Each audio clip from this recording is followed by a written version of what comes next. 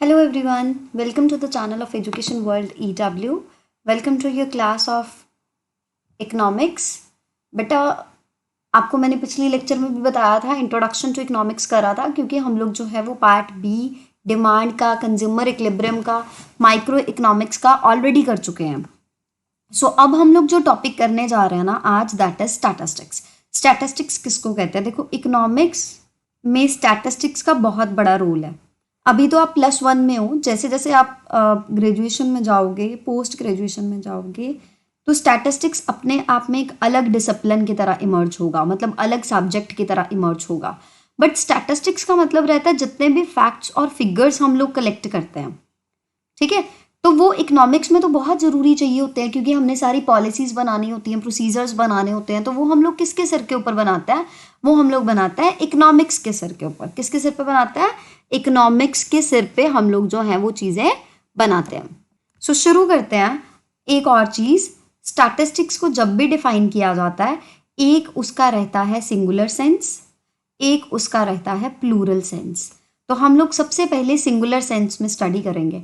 जब भी स्टैटिस्टिक्स को सिंगुलर सेंस में स्टडी करना है तो उसका एक मतलब है, that is methods of statistical inquiry. किस तरह से हमने फैक्ट्स और फिगर्स को कलेक्ट करना है, उसके जो मेथड्स हैं वो कवर अप किए जाते हैं स्टैटिस्टिक्स इन सिंगुलर सेंस में. So in the singular sense statistics में क्या माना जाता है? कहता है डाटा को कलेक्ट कैसे करना है, ऑर्गेनाइज किस तरह से करना है, प्रेजेंटेशन कैसे करनी है, फिर एनालाइज किस तरह से किया जाएगा, और फिर रिजल्ट्स कैसे फाइंड आउट किए जाएंगे. यानी कि इंटरप्रिटेशन जो है वो किस तरह से रहेगी, वो पार्ट बनता है स्टैटिस्टिक्स इन सिंगुलर सेंस का. सो पहले बात करते हैं कलेक्शन ऑफ डाटा की. कहता है सबसे पहला स्टेप है ना जो, that is collection of the data. तो हम लोग डाटा को कलेक्ट करते हैं, पर वो किस चीज के ऊपर डिपेंड करता है? पर्पस ऑफ स्टडी के ऊपर. किसके ऊपर डिपेंड करता है? पर्पस ऑफ स्टडी के ऊपर. इसमें कहने का मतलब ये है कि हम लोग, जैसे मैं ये कलेक्ट कर रही हूँ कि हायर सेकेंडरी एजुकेशन में कितने स्टूडेंट्स हैं. हायर सेकेंडरी एजुकेशन में हम लोगों को डाटा कहाँ से मिलेगा? अब डाटा चाहिए कौन सा, उसके लिए मुझे पहले पर्पस पता होना चाहिए कि मेरा पर्पस ये है कि मैंने फाइंड आउट करना है कि मैंने ना हायर सेकेंडरी लेवल पे स्टूडेंट्स को स्कॉलरशिप देनी है. तो पर्पस है स्कॉलरशिप देना. बच्चे कौन से लेने हैं? हायर सेकेंडरी वाले. तो मुझे पर्पस तो पता हो, पर्पस पता होगा तो हम लोग डाटा जो है वो कलेक्ट कर पाएंगे. सो डाटा हम प्राइमरी सोर्स से भी कलेक्ट कर सकते हैं, सेकेंडरी से भी कर सकते हैं. Primary source of data collection होता है जो फर्स्ट हैंड होता है. जैसे आप कुछ सीखना चाहते हो और आपने मुझसे मिल के उसके रिगार्डिंग क्वेश्चंस पूछे, उसको हम कहते हैं फर्स्ट हैंड डाटा, जो अनपब्लिश्ड होता है, कहीं पे भी कभी भी पब्लिश नहीं किया गया होता, सोर्स से आपको मिलता है. सेकेंडरी होता है जो पब्लिश्ड होता है, जैसे हम इंटरनेट से डाटा उठा रहे हैं वो पब्लिश्ड है, अगर हम लोग मैगजीन से डाटा ले रहे हैं वो पब्लिश्ड है. सो दूसरा स्टेप रहता है organisation of data. Raw data को कलेक्ट करने के बाद हम लोग प्रॉपर क्लासिफाइड फॉर्म में जो है डाटा को ऑर्गेनाइज करते हैं. ठीक है, ऑर्गेनाइज करने का मतलब यहाँ तो आप उसको टेबल में लिख रहे हो, या आप लोग उसको सीक्वेंस में लिख रहे हो, प्रॉपर सीरीज में लिख रहे हो, उसको हम लोग कहते हैं ऑर्गेनाइजेशन ऑफ डाटा. तीसरी चीज आती है प्रेजेंटेशन ऑफ डाटा. डाटा एक बार जब ऑर्गेनाइज हो गया ना, फिर हमने उसको किसी सूटेबल मैनर में प्रेजेंट करना है. किस तरह से? जैसे कुछ डाटा हम लोग ग्राफ्स के थ्रू दे देते हैं, कुछ टेबल्स के थ्रू दे देते हैं, कुछ डायग्राम्स के थ्रू दे देते हैं, कुछ टेक्स्ट फॉर्म में हम लोग प्रोवाइड कर देते हैं. So that is the presentation of the data. Next चीज़ हमारे पास रहती है एनालिसिस ऑफ द डाटा. बेटा जब आपने स्टैटिस्टिक्स करना है ना, तो उसमें मीन, मीडियन, मोड और भी बहुत सारी क्वांटिटेटिव टेक्निक्स आनी है. ये जो क्वांटिटेटिव टेक्निक्स है ना, उनको हम लोग यूज़ करते हैं डाटा को एनालाइज करने के लिए. सो एनालिसिस जो रहता है ना, वो किसकी हेल्प से रहता है? मैथमेटिकल टेक्निक्स की हेल्प से रहता है, जिसमें सेंट्रल टेंडेंसी भी आता है, डिस्पर्शन भी आता है और कोरिलेशन भी आता है. नेक्स्ट एक चीज आती है interpretation of the data. Interpretation of the data का मतलब ये रहता है finding out the results. Finding out the results, results को फाइंड आउट करना, उसको हम लोग कहते हैं इंटरप्रिटेशन. सो लास्ट स्टेप जो स्टैटिस्टिकल मेथोडोलॉजी में आता है ना, मेथोडोलॉजी में आता है, वो आता है इंटरप्रिटेशन. अच्छा, एक चीज और, जितनी भी टेक्नोलॉजी में एडवांसमेंट हुई है, जितने भी डिजिटल चेंजेस आए हैं, इनोवेशंस आए हैं, इतने सारे सॉफ्टवेयर्स आ गए हैं, उनसे आप डाटा प्रेजेंट कर सकते हो, ऑर्गेनाइज कर सकते हो, एनालाइज कर सकते हो, बट रिजल्ट्स फाइंड आउट नहीं हो पाते. क्यों नहीं हो पाते? क्योंकि वो किसी भी स्टैटिस्टिशियन है ना, जो जिसको स्टैटिस्टिक्स की पूरी पूरी नॉलेज है, वो फाइंड आउट करेगा। क्योंकि रिजल्ट्स तो अलग अलग तरीके से निकलते हैं। इन्फ्रेंसेस फाइंड आउट करना, कंक्लूजन फाइंड आउट करना जो है, वो इंटरप्रिटेशन जो है, कंक्लूजन्स जो फाइंड आउट करने हैं, वो डिफरेंट डिफरेंट तरीके से निकल पाता है ना। तो वो स्टैटिस्टिशियन के माइंड पे, स्टैटिस्टिशियन के नॉलेज पे, स्टैटिस्टिशियन के एक्सपीरियंस पे डिपेंड करता है कि इंटरप्रेट डाटा किस तरह से होगा। Next we have statistics in plural sense. Plural sense में अगर हम स्टैटिस्टिक्स को स्टडी करें तो हमारे पास रहता है features of the statistical data. उसमें हम लोग देखो किस तरह से डाटा को कलेक्ट करना है, मेथड क्या है वो हम स्टडी करते हैं सिंगुलर सेंस में, बट फीचर्स क्या है वो हम स्टडी करते हैं प्लूरल सेंस में। सो प्लूरल सेंस में अगर हम स्टैटिस्टिक्स का मतलब देखना चाहें तो it refers to the aggregate of the facts marked to a extent of multiplicity of causes numerically expressed collected in a systematic manner for predetermined accuracy estimated according to the reasonable standard of accuracy and placed in relation to each other। बेटा ये note कर लो, ये जो definition है ना, ये बहुत ही मशहूर स्टैटिस्टिशियन होरेस सेक्राइस्ट की डेफिनेशन है और इतनी ज़्यादा अच्छी डेफिनेशन है कि इस डेफिनेशन में जितने भी वर्ड्स आपने स्टडी करे हैं वो सब statistics in the plural sense के फीचर्स हैं।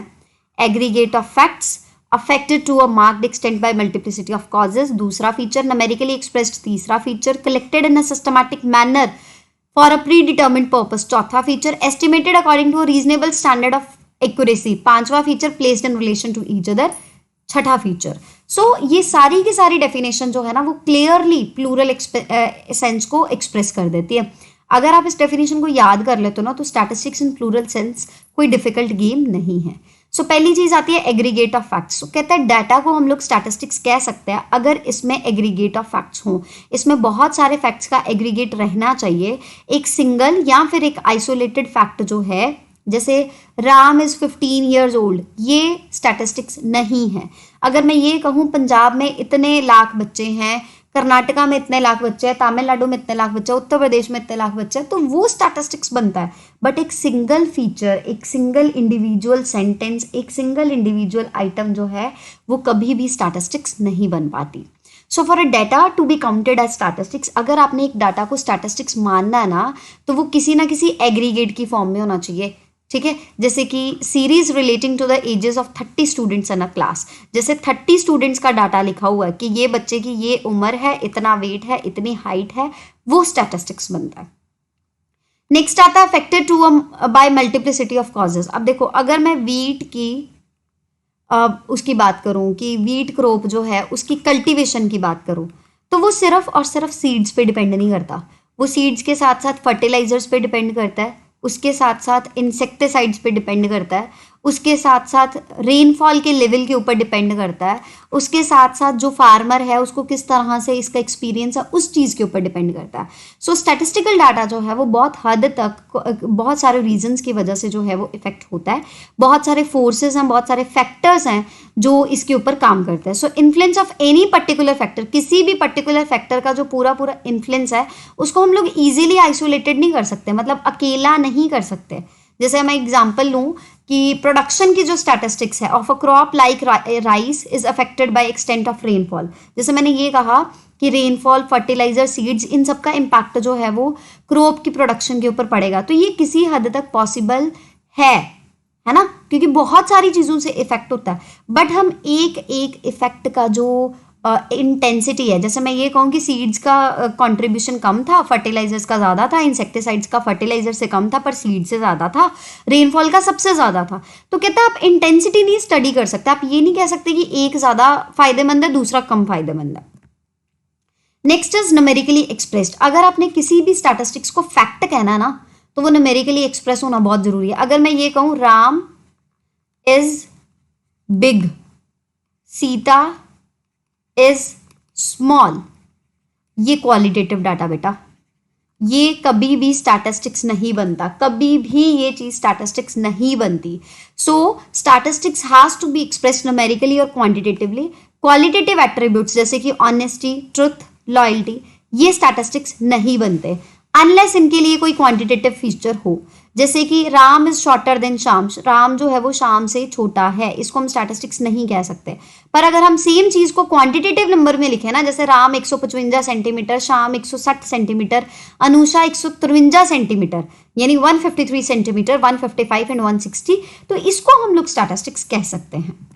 नेक्स्ट आता है collected with reasonable standard of accuracy. देखो जब भी आपने इसको कलेक्ट करना ना, इसके दो मेथड्स होते हैं, मैं आपको बता देती हूँ।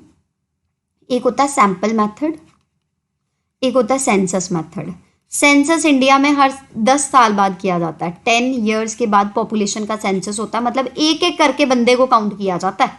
तो सेंसस का मतलब एवरी आइटम इज कंसिडर्ड। अगर आपने हाइट मेजर करनी है ना, तो आपने एवरेज नहीं लिखी, आपने किया कि 30 के 30 बच्चों की हाइट मेजर करके लिखी। सैंपल होता है कि क्लास में से 5 बच्चे उठा लिए, उनकी हाइट के अकॉर्डिंग 30 की मेंशन कर दी, होता है sample. Only a part of population is studied. ये बेटा दो चीजें आपको पता होनी चाहिए, एक चीज होती है पॉपुलेशन, एक होता है universe.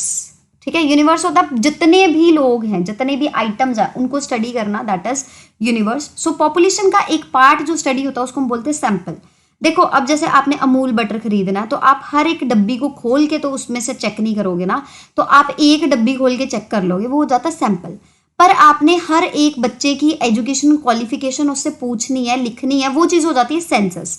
So standard of estimation of accuracy inquiry to inquiry differ करता है, पर्पस टू पर्पस डिफर करता है। अगर हमें एक्यूरेसी का पूरा एग्जैक्ट लेवल चाहिए तो हम सेंसस लेवल यूज करते हैं, बट अगर हमें एग्जैक्ट नहीं चाहिए तो हम लोग सैंपल लेवल जो है उसको फॉलो करते हैं। Next is collected for a predetermined purpose. मैंने आपको पहले बताया था कि उसी की डेफिनेशन में से सारे पॉइंट्स आएंगे। आपको पर्पस इन एडवांस पता होना चाहिए, क्योंकि अगर मुझे नहीं पता होगा कि मुझे हायर एजुकेशन की पॉलिसी, हायर एजुकेशन के स्टूडेंट्स के लिए स्कॉलरशिप स्कीम बनानी है, मुझे ये पर्पस नहीं पता, तो मैं स्टूडेंट्स का डाटा ही कलेक्ट करी जा रही हूँ। उसमें मैंने कॉलेजेस का भी कर लिया, पोस्ट ग्रेजुएट्स का कर लिया, अंडर ग्रेजुएट्स का कर लिया, प्राइमरी का कर लिया, 10th तक का कर लिया, सीनियर सेकेंडरी का कर लिया। सो उसका मुझे कोई पर्पस नहीं मिलेगा। तो जब तक आपके पास पहले पर्पस नहीं ना क्लियर, तब तक आप डाटा कलेक्ट नहीं कर सकते। सो इन एडवांस पता होना चाहिए।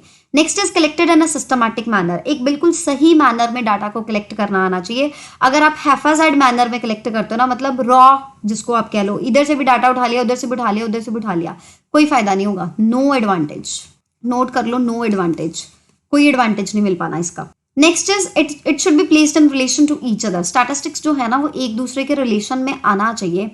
ऐसा नहीं कि हाइट, एक की हाइट ले ली, दूसरे का वेट ले लिया, वो गलत हो जाएगा। सो डाटा जब भी कलेक्ट करना ना, कंपैरिजन के पॉइंट ऑफ व्यू से करना। अगर आप फिगर्स जो है वो कंपैरेबल नहीं लेते हो तो they lose a large part of their significance. उनका जो है वो देखो ना, आपने स्वीट्स का कंपैरिजन करना था, आपने ले लिया स्वीट्स के साथ ऑयल का कंपैरिजन कर लिया, इसको लीटर में पढ़ लिया, उसको किलोग्राम्स में पढ़ लिया, तो कहते हैं उसका कोई फायदा थोड़ी है, उसका कोई एडवांटेज थोड़ी है। ये जो आप चीज कर रहे हो, इसका कोई भी एडवांटेज जो है वो आपको नहीं मिल पाएगा। होमोजीनियस डाटा लेना चाहिए अगर आपने मीनिंगफुल कंपैरिजंस करने हैं। तो अगर आप स्टडी करना चाहते हो कि कमल स्वीट्स का क्या कंपैरिजन है कमल स्वीट्स के साथ, तो आपको स्वीट्स किलोग्राम्स में ही लेनी है। आपको ये नहीं लेना कि उसका रेसिपी कुछ और, उसका प्रोडक्ट कुछ और लिया, इसका कुछ और ले लिया। सो एक दूसरे के रिलेशन में स्टैटिस्टिक्स होना चाहिए। सो ये बेटा आपका सारा का सारा स्टैटिस्टिक्स का मीनिंग था। हमने सिंगुलर और प्लूरल सेंस में स्टडी किया। बहुत सारे एमसीक्यूज इसमें से पढ़े जाते हैं। एक लेक्चर और लगाएंगे स्टैटिस्टिक्स का, फिर हम लोग जो है वो एमसीक्यू सॉल्व करेंगे। So thank you so much.